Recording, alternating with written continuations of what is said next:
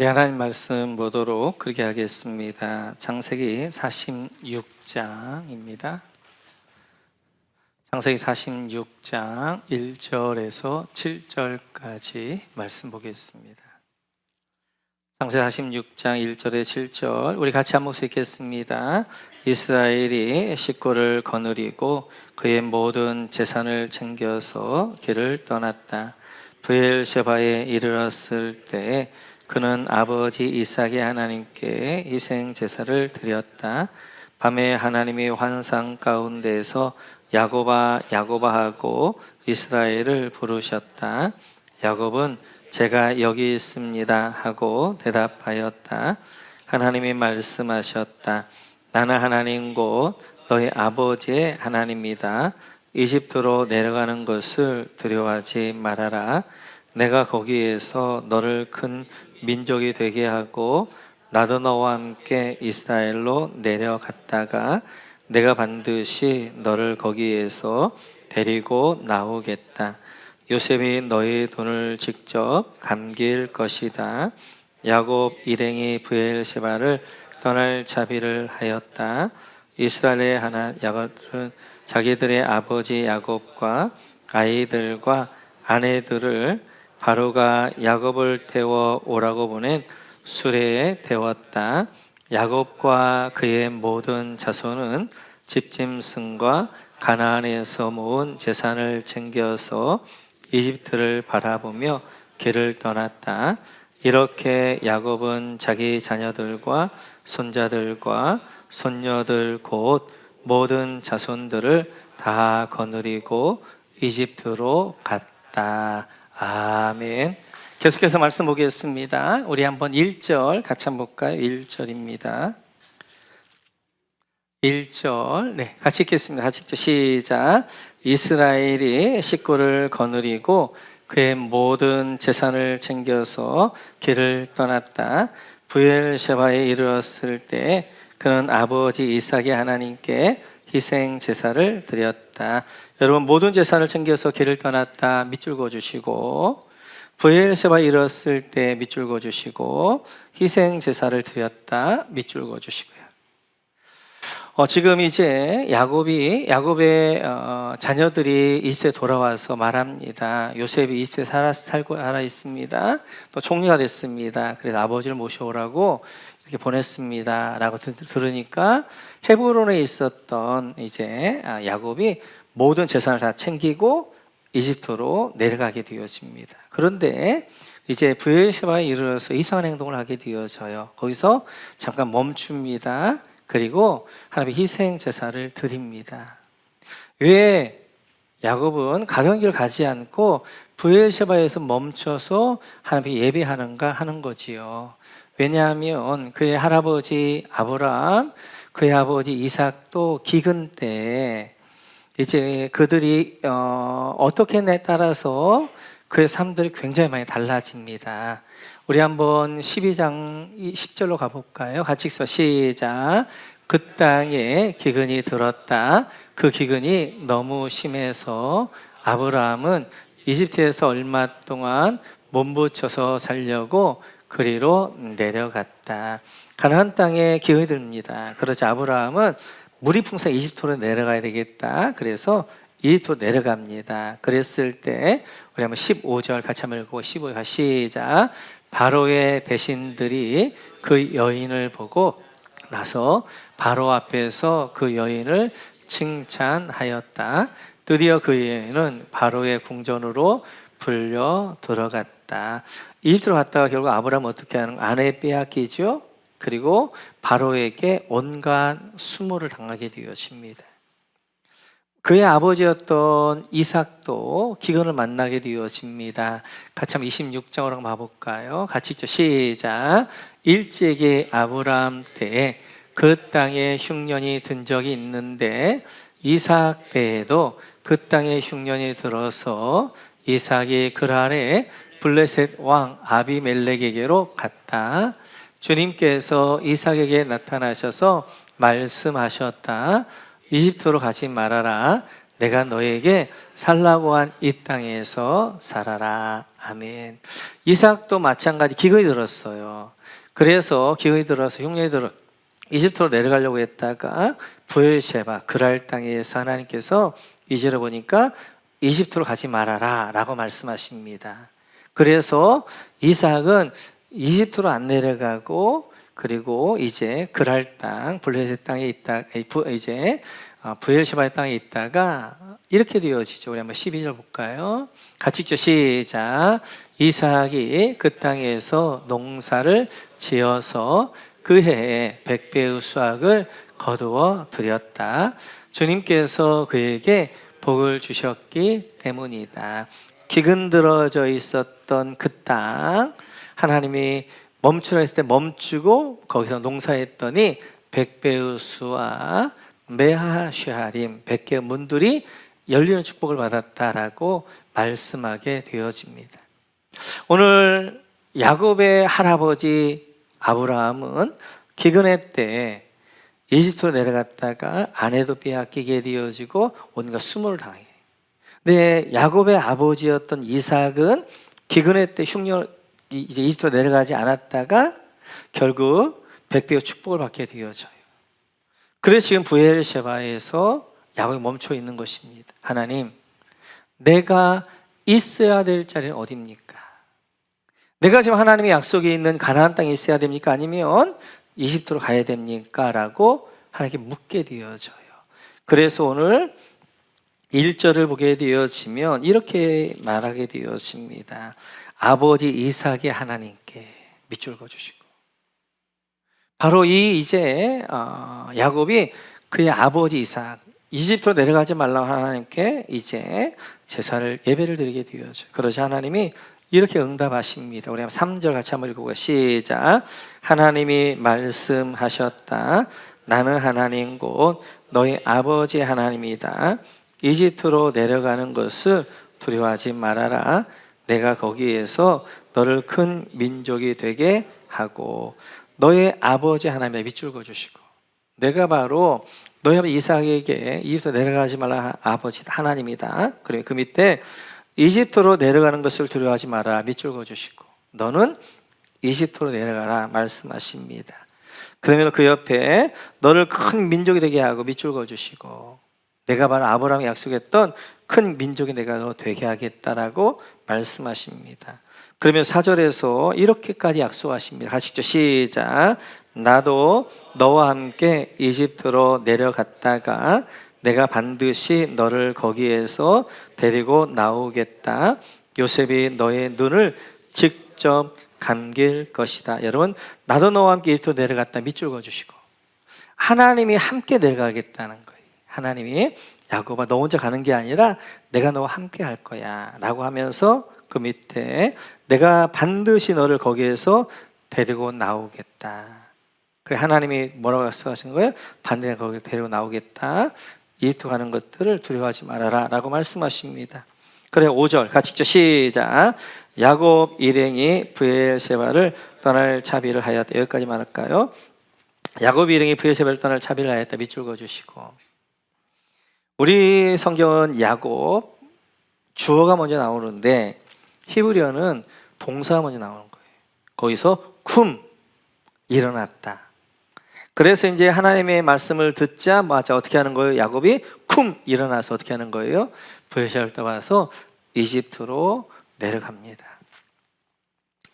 오늘 야곱의 가고 서는 것 자기의 뜻대로가 아니라 하나님의 뜻대로 하나님 내가 지금 있어야 될 자리가 어디입니까? 라고 야곱이 묻고 있는 거예요. 야곱은 자기 할아버지 아브라함이 약속의 땅을 떠났다가 어떤 수모를 당했는가를 알고 자기 아버지 이삭도 기근의 때에 약속의 땅을 지켰다가 하나님이 어떤 축복을 줬는가를 아는 거예요. 그래서 2년 동안 말로 닿을 수 없는 기근이 있었지만 끝까지 야곱은 약속의 땅을 지키고 있었습니다. 그런데 그 아들 요셉이 이집트에 살아있다. 죽었던 아들이 살아있다는 소식을 듣고 그 아들이 보낸 행차를 가지고 이제 그 아들을 만나려고 자기가 모든 것들을 다 준비해가지고 떠나는 자의 마지막 이스라엘의 최 남단이라고 할 수 있는 브엘세바에서 하나님 앞에 다시 한번 묻는 거예요. 하나님, 제가 있어야 될 자리가 어딥니까? 하나님, 먼저 우리 아들 요셉을 먼저 보내서 우리 할아버지 아브라함에게 너의 자손이 이방에서 400년 객이 되게 하겠다고 준비하신 것 같은데 내가 이집트로 가는 게 맞습니까? 아니면 내가 이 자리 약속의 땅 가나안 땅에 있는 게 맞습니까? 라고 묻게 되어지는 거예요. 우리 안에 있어서 가장 중요한 것이 우리의 자리입니다. 자리. 그래서 영적 싸움 첫 번째는 자리 지키기라고 해서 자리 지키기. 영적 싸움이 다른 게 아닙니다. 첫 번째 가장 중요한 것이 자리 지키는 거예요. 사단은 어떻게 하든지 우리로 하여금 우리가 지켜야 될 믿음의 자리를 떠나게 합니다. 근데 믿음이라는 것은 사단이 어떻게 우리를 믿음의 자리를 떠나게 해도 그 믿음의 자리를 지켜가는 것, 이것이 영적 싸움을 승리하는 거예요. 오늘 야구도 마찬가지예요. 그래서 가장 중요한 것은 하나님이 내가 있기를 원하신 자리가 어딘가 하는 것에 대한 질문을 계속하면서 내려오게 되어지는 것들을 볼 수 있습니다. 그러면 우리가 지켜가야 될 자리 가운데 가장 중요한 첫 번째 자리가 어딘가? 그것이 바로 하나님이 그어놓은 선의 밑에 자리입니다. 하나님 우리 인생에 그어놓은 선이 있단 말이에요. 그 선이 피조물이라는 하나님의 자녀라는 그 자리를 지켜가는 거예요. 그런데 사단은 자꾸 뭐라고 말하고 있냐면 네가 그 선을 넘어. 네가 스스로 하나님 돼. 네가 왜 네 인생인데 네 마음대로 살지 않고 왜 하나님이 너의 주인이야? 네가 주인 돼요. 그래서 하나님이 그어놓은 선을 자꾸 넘어가라고 이야기해요. 그게 사단의 미혹이죠. 하와에게도 이야기합니다. 하와야, 너 왜 피조물로 있으려고 그래? 너 저 선악과 먹으면 있잖아. 네가 하나님과 같이 돼. 그 하나님 자리 네가 그 자리에 앉아. 왜 네가 피조물로 있으려고 그래? 라고 미혹하는 거예요. 뿐만 아니라 시나이 땅에 있는 바벨론 사람들 향해서는 바벨탑 세우고 그래서 세워서 하늘에 올라가서 하나님 없애버리고 네가 스스로 하나님 돼. 왜 하나님 흩어지라 마라 뭐 하는 거야? 하나님 말씀 듣지 말고 네가 하나님 되면 되잖아. 이렇듯이 사단은 계속해서 우리에게도 마찬가지입니다. 우리에게도 네가 하나님이 돼. 네가 네 인생 주인 되어서 네 마음대로 살면 되지. 왜 하나님의 피조물을 하나님의 자녀여서 하나님의 주인 되어서 하나님의 말씀대로 살려고 그래? 네가 하고 싶은 데 살아. 하나님 없이 살아. 그리고 너는 네 바벨탑을 쌓아. 네 힘으로 살아가. 네 바벨탑을 쌓아 살아가면 되지. 왜 하나님의 의존적인 그런 사람이 되려고 그래? 라고 우리를 계속해서 어떻게 하는 거예요? 믿음의 자리를 떠나려고 한다. 끝까지 우리가 지켜야 될 자리는 바로 우리가 하나님이 그어놓은 선의 그 밑에 자리, 피조물이고 하나님의 자녀이고 하나님이 나의 주인이시고 왕이시고 나는 하나님의 종이란 그 자리, 그 자리를 지켜갈 줄 알기를 주의로 축원합니다. 뿐만 두 번째는 예배의 자리입니다. 오늘 브엘세바에서 이제 오늘 야곱이 하나님 앞에 희생자를 드렸던 것처럼 우리가 지켜야 되는 자리가 끝까지 지켜야 되는 예배의 자리예요. 예배의 자리가 우리 신앙의 바로미터입니다. 그러니까 제가 늘 이야기하지만 우리 신앙은 한 번에 넘어지지 않아요. 서서히 무너지는 거예요. 서서히 무너지는 거예요. 그럼 서서히 무너지는데 그 무너지는 날을 잡을 수 있는 게 뭐냐? 그게 예배. 그래서 적어도 우리는 3번의 예배는 드려야 됩니다. 주일 낮으로 함께 연합으로 목장에 드려지는 이 예배, 또 수요일 드리는 수요 기도회, 또 하나 가정교회 드리는 우리 목장 예배, 이 3예배는 지켜가야 돼요. 근데 사탄이 어떻게 하는 거예요? 이 예배들을 무너뜨립니다. 여러분 한번 생각해 보세요. 언제부턴가 내가 수요 기도회를 그만뒀단 말이에요. 예배자를 떠났단 말이에요. 언제부터인가 내가 목장 예배자를 떠나 있단 말이에요. 언제부터인가 주일 예배를 최우선을 여기지 않아요. 내가 시간 되면 오는 것이고, 내가 뭔 일이 있으면 내가 놀러 가면 안 올 수도 있는 것이고, 이러면서 우리를 어떻게 하면 서서히, 그러면서 어떻게 나중에 되어지면 예배 빠지는 것이 1년에 한 번, 1년에 두세 번, 1년에 이제 몇 번, 그러다가 어쩌다 한 번, 그러다 뭘로 가는 거예요? 가나안 성도로 가는 거예요. 그래서 적어도 하나님이 우리의 예배를, 이제 우리 신앙을, 믿음을 지켜가기 위하여서 이 세 배 정도를 우리가 끝까지 지켜야 된다.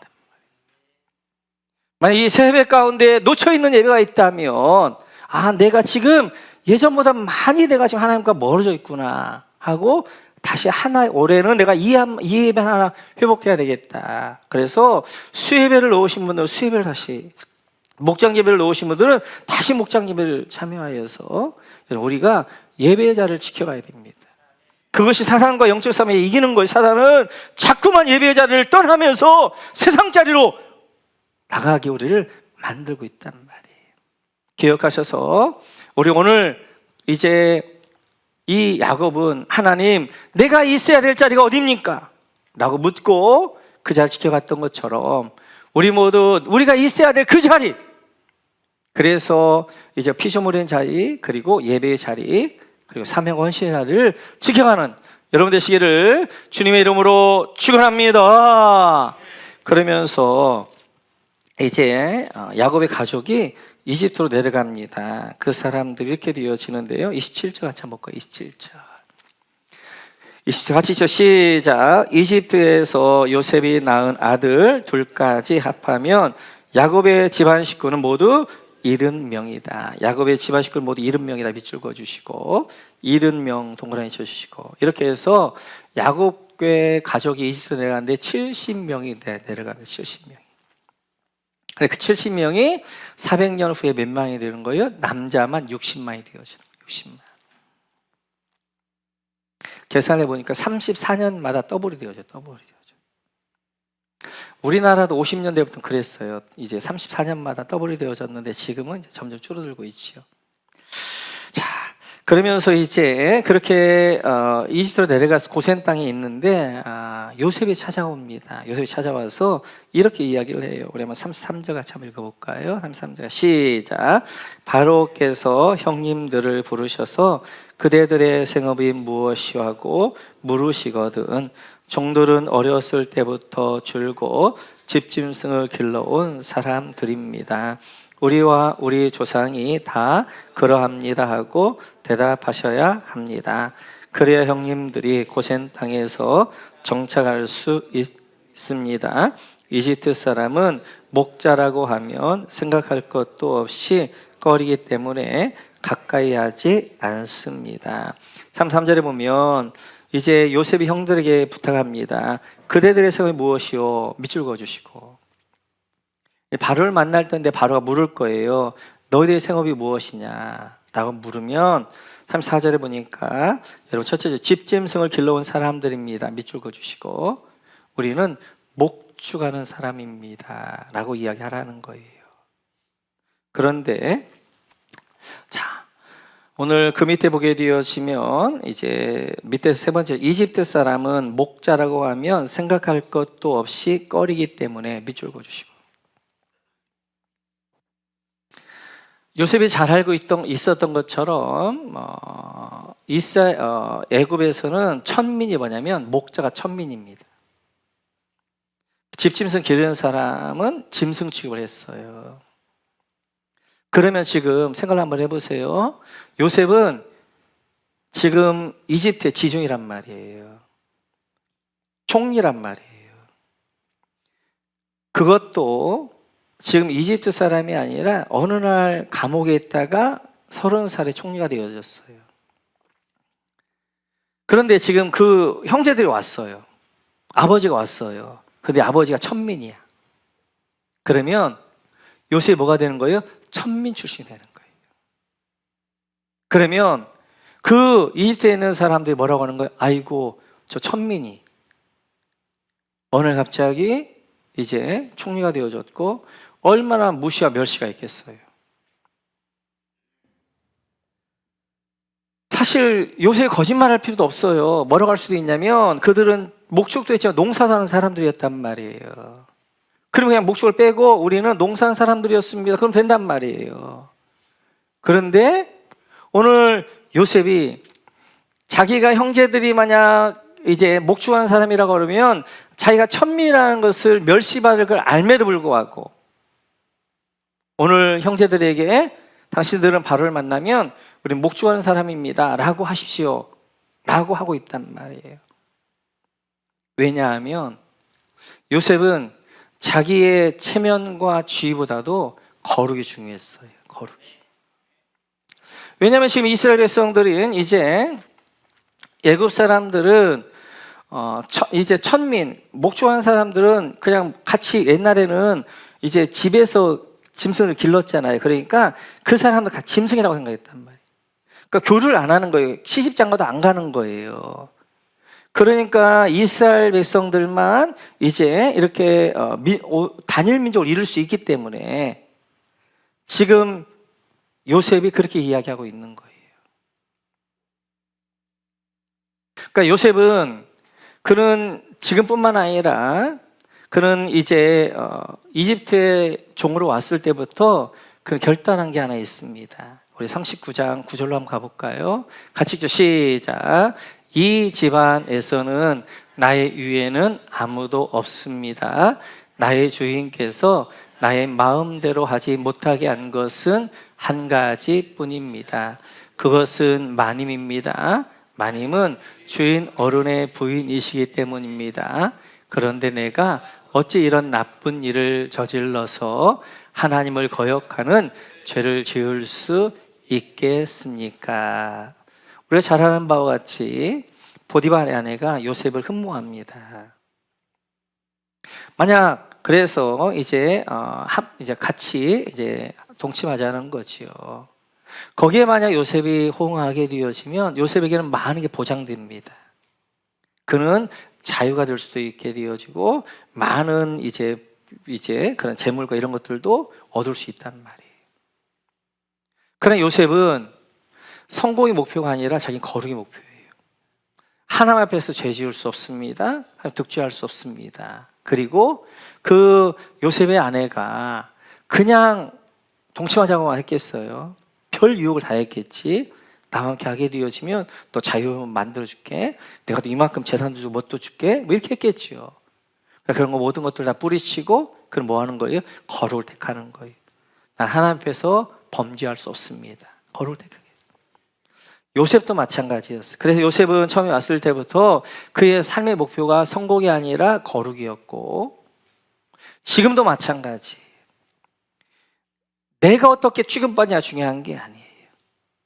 내가 이집트 사람들에게 멸시받느냐 내 지금 지위가 중요한 게 아니라 거룩이 중요한 것이기 때문에 만약 바로가 물으면 바로 우리는 목축하는 사람이라고 하십시오 라고 이야기했던 거예요. 다니엘도 마찬가지입니다. 같이 한번 1장 8절 볼까요? 같이죠. 시작. 다니엘은 왕이 내린 음식과 포도주로 자기를 더럽히지 않겠다고 말씀을 마음 먹고 환관장에 자기를 더럽히지 않을 수 있도록 해달라고 간청하였다. 15살의 어린아이입니다. 그가 무시무시한 바벨론의 포로로 끌려갔어요. 바벨론 포로로 끌려갔는데 어느 한 집에 노예로 팔려갈 줄 알았는데 왕궁으로 가게 되어진 거예요. 왕궁으로 갔는데 왕의 음식과 포도주, 어식을 먹는 거예요. 여러분, 어식을 먹는 것은 특권 중에 특권인 거예요. 그런데 오늘 이제 파로로 잡혀가면서 다니엘이 결단한 게 있어요. 내 삶의 목표는 성공이 아니라 거룩이다. 그래서 왕의 음식을 먹고 잘 훈련되어서 이제 바벨론에 이제 대신이 될 수 있는데 그걸 거부하는 거예요. 나는 왕의 진미와 포도를 거부합니다. 나는 이제 그래서 나를 더럽힐 수 없습니다. 그런 성공이 아니라 거룩을 이제 하게 되어졌고 만약 이때 환관장이 거부하면 그는 죽을지도 모른단 말이에요. 아니 그냥 일반 집에 그냥 노예가 되어질 수 있단 말이에요. 그럼에도 불구하고 다니엘은 15살 되어진 이 아이, 그 어마어마한 바벨론의 그 궁중에 가서 거기서 그가 그 엄청난 제안을 거부하는 거예요. 난 왕의 음식을 먹을 수 없습니다. 난 하나님께 죄를 지을 수 없습니다. 거부한단 말이에요. 이렇듯이 오늘 다니엘이나 요셉이나 만약 성공을 쫓아갔다면 자기 방법으로, 자기 꾀로 성공을 할 수 있으면 그러나 그건 곧 무너져요. 그러나 거룩이 목표였던 아이들이었고 하나님의 그 아이들을 다니엘도 16살에 총리가 되게 하고 요셉도 30살 총리가 되어지게 했는데 거룩이 목표였던 이 아이들을 하나님이 세우니까 누구도 흔들지 못하는 거예요. 다니엘은 16살부터 70년 동안 뭐가 되는 거예요? 총리가 있는 거예요. 그리고 요셉도 어떻게 하는 거예요? 평생 총리가 되는 거예요. 누구도 흔들 수 없는 사람이 되는 거예요.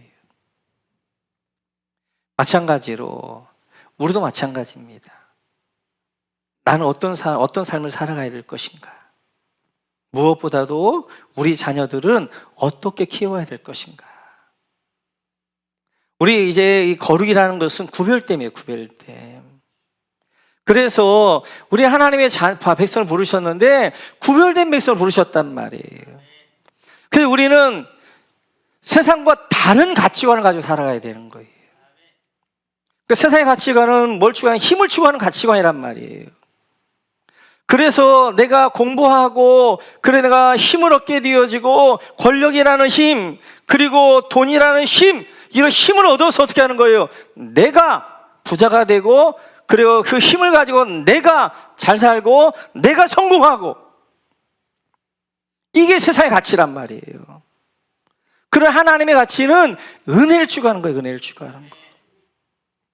하나님의 은혜를 추구하고 하나님의 은혜를 사모하기를 구하게 되어지는 거예요.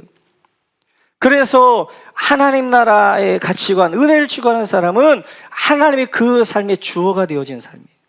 하나님의 그 삶의 주인 되어지는 삶. 그러나 세상의 가치관은 내가 주인인 거예요. 내가 주어가 되어지는 거예요. 그래서 내가 공부해서, 내가 뭐해서, 내가 힘을 얻어서, 내가 부자가 되고, 내가 힘을 얻게 되고, 내가 성공하고, 이게 바로 세상의 가치관이란 말이에요. 그래서 시편 127편을 보게 되어지면 하나님을 주어로 삼는 자에게 주시는 축복을 이야기해요. 1절 같이 한번 읽어볼까요? 시작. 주님께서 집을 세우지 아니하시면 집을 세우는 사람의 수고가 헛되며 주님께서 성을 지키지 아니하시면 파수꾼에 깨어있음이 헛된 일이다. 하나님이 주어인 사람은 하나님이 집을 세우신다는 거예요. 그러나 내가 주어이고 내가 주인 사람은 그 열심히 집을 세우죠. 그 수고가 헛되다는 거예요. 하나님이 주어인 사람은 그 성, 하나님이 그 삶의 터전을 지켜주시는 거예요. 그러나 자기가 주어인 사람, 자기가 주인 사람은 파수꾼처럼 밤새도록 자기의 성을 지키지만 그 모든 것이 헛되다는 거예요. 성이라는 것은 우리의 생업입니다. 생업. 우리의 이제 사는 터. 그래서 이 성은 바로 우리의 가정이 되어지고 우리의 자녀가 되어지고 우리의 사업이 되어지고, 하나님이 주어가 된 사람은 하나님이 우리 가정을, 우리 자녀를 책임져 주시고 그리고 우리의 사업을 책임져 주신다고 말씀하십니다. 그러나 자기가 주인인 사람은, 자기가 주어인 사람은 자기가 파수꾼이 돼야 되는 거예요. 자기가 자기 집을 막 지키려고 그래. 자기 자녀를 막 지키려고 그래. 그리고 자기 사업을 자기가 책임지려고 그래. 밤새 잠을 못 자지만 그 모든 것들이 헛되게 되어지는 거예요. 2절에서는 더 이렇게 이야기합니다. 구체적으로 같이 읽죠. 시작. 일찍 일어나고 늦게 눕는 것, 먹고 살려고 애써 수고하는 모든 일이 헛된 일이다. 진실로 주님께서는 사랑하시는 사람에게는 그가 잠을 자는 동안에도 복을 주신다. 자기가 주어인 사람, 자기가 주인 사람은 일찍 일어나고 늦게 누워요. 자기가 자기를 책임져야 되니까. 먹고 살려고 애를 써 수고해요. 왜? 자기가 자기를 책임져야 되니까. 그래, 모든 것이 헛된 거예요. 터진 웅덩이 같은 거예요. 열심히 이 땅을 이제 웅덩이를 파지만 그 웅덩이가 다 터진 웅덩이에 다 세워나가는 거예요. 세워나가는. 그러나 하나님이 주어가 되어지고 하나님이 주인인 사람은 잠을 자는 동안에 복을 주시는 거예요. 저는 새 번역 중에 정말 잘한 번역이 이거예요. 예전에는 사람한테 잠을 주신다고 그랬어요. 그러니까 하나님이 주어인 사람, 하나님이 주인인 사람 자체는 하나님이 잠을 주십니다. 잠을 잔다는 것은 평안하다는 거예요. 평안하다는 거. 자기 인생을 하나님이 책임져주고 믿으니까 어떻게 하는 거예요? 평안이 있으니까 깊은 잠을 자는 거예요. 또한 두 번째는 잠을 장하는 동안에도 하나님은 졸지도 않고 주무시지 않는 분이 일하시는 거예요. 그래서 잠을 자는 동안에도 하나님의 복 가운데 사는 거예요. 이게 하나님의 주어가 되어지고 하나님의 주인인 사람의 삶이 되어집니다. 사랑하는 성도 여러분, 여러분 어떻게 사십니까? 살고 계십니까? 여러분이 인생에 내가 책임지려, 내가 주인들, 내가 책임지려 열심히 집을 세우기도 파수꾼처럼 성을 지키기도 하십니까? 헛됩니다. 하나님이 주인 되어졌을 때 하나님이 집을 세워줘야 흔들 적 없게 되어지고 하나님의 성을 지켜야 내 삶의 터전을 지켜야 그 터전들이 안전하게 되어지는 거예요. 다른 성도들 어떻게 사시겠습니까? 일찍 일어나고 늦게 누우며 먹고 사는 수고함 가운데 헛된 삶을 사시겠습니까? 아니면 하나님이 잠을 주시고 평안함을 주시고 그리고 잠자는 동안에 하나님의 복 가운데 사시는 삶을 사시겠습니까? 우리의 자녀들은 어떤 삶을 살아야 할까요? 네가 네 인생 책임지는 거야. 그래서 네가 힘을 가지고 네가 열심히 해서 네 힘으로 성공하고 네 힘으로 부자가 되고 네 힘으로 잘 살아. 이런 자기가 주인데 자기의 인생을 책임지도 않은 헛된 인생을 다 터지웅덩이 같은 인생을 살게 하시겠습니까? 아니면 내 자녀의 주인이 바로 하나님이심을 고백하면서 자기 인생을 하나님께 맡기게 되어지고 그 하나님이 그 자녀에게 평안을 주시고 힘을 주시고 잠을 주시고 이 자녀가 사는 동안에 잠자는 동안에 복을 주시는 그런 삶을 살게 하시겠습니까? 우리가 해야 되는 중요한 자리 가운데 하나가 우리 자녀들이 말씀 앞에 서게 하는 자리, 그 자리를 부모들이 만들어줘야 돼요. 그래서 말씀 앞에서 자기를 돌아봐야 되는 거예요. 말씀이 자기를 관통해야 되는 거예요. 말씀이 자기를 부딪혀야 되는 거예요. 그 말씀 앞에서 과연 나는 누구인가? 과연 나는 어떻게 살아야 될 것인가? 결정하게 하셔야 됩니다. 그러니까 이번 YRG에 특별히 이제 아빠들이 함께 나오세요. 아빠들이. 자녀 교육은 엄마들이 하는 게 아니라 아빠들이 하는 거예요. 유대 나라는 율법교육 누가 시키냐? 아버지가 시킵니다. 저녁 딱 먹고 밤새도록 어떻게 하는 거예요? 자녀들 말씀 교육 시키는 거예요. 자녀들과 함께 옆에서 아버지가 모범을 보여주세요. 하나님 말씀 앞에 난 이렇게 쓰는. 그래서 아버지가 말씀 앞에 쓰고 결단하는 모습을 보면서 어머니가 말씀 앞에 쓰고 결단하는 모습을 보면서 자녀가 뭘 보는 거예요? 부모를 보면서 배우는 거예요. 아, 나도 아버지처럼 어머니처럼 저렇게 말씀 앞에 결단을 서야 되겠다라고 하게 되어지는 것입니다. 말씀을 정리하겠습니다. 우리가 중요한 것은 하나님이 있게 하는 그 자리. 나는 지금 그 자리에 있는가 한번 다시 확인해 보시고 뿐만 아니라 중요한 것 가운데 하나님이 주어가 되어 있는 삶을 사셔야 됩니다. 그럴 때 하나님이 그를 책임져 주시고 그리고 하나님이 성을 지키시고 집을 세워주시고 그리고 잠을 주시고 잠을 자면서 복을 주시는 그러한 하나님이 주인 되어지는 삶이 되어주시기를 주님의 이름으로 축원합니다.